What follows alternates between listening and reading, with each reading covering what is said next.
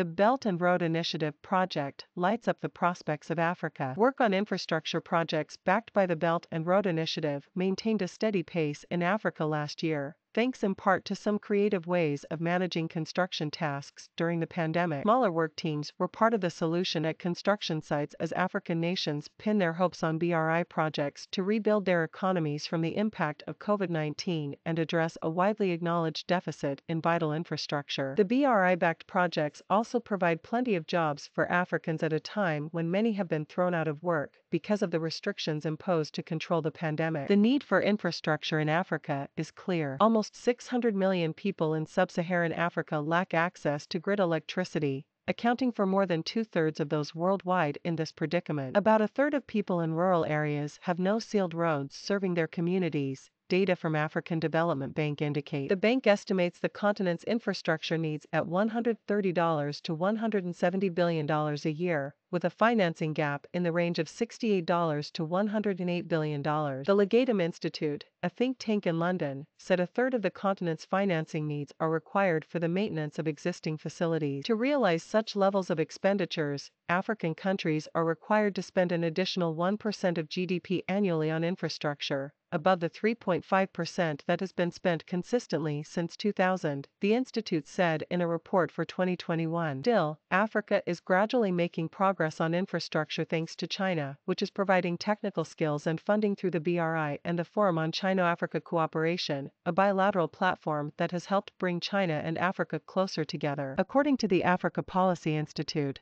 a Pan-African think tank in Nairobi, China is not only upgrading rural roads, but is also helping to develop the Trans-African Highway network of more than 56,000 kilometers, according to estimates. By contributing to the development of Africa's highway infrastructure and opening up of road-based corridors, China is helping Africa to win the war on poverty eradication through trade promotion and overall economic growth, the Institute said in a report released in November. By late that month, 52 of the 55 members of the African Union were participating in the BRI, which was proposed by China in 2013 as a means of improving connectivity among countries through increased trade, economic integration, and cultural exchanges. The BRI projects have shown resilience in the face of the pandemic. According to China's Ministry of Commerce, China's direct investment in Africa reached $2.07 billion from January to July, outperforming the pre-pandemic level in the same period of 2019. As part of efforts to enhance anti-pandemic cooperation, Chinese firms were quick to resume operations in Africa after initial disruptions caused by the pandemic.